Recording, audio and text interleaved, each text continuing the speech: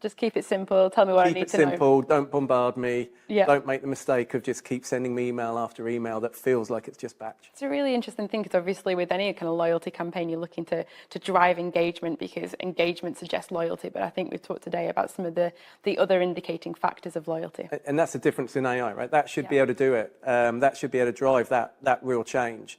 There's a lot that AI can learn about any individual from social sites like LinkedIn, as well as kind of much more social, professional social and natural social, about any sort of, pieces of media that are out and it references an individual.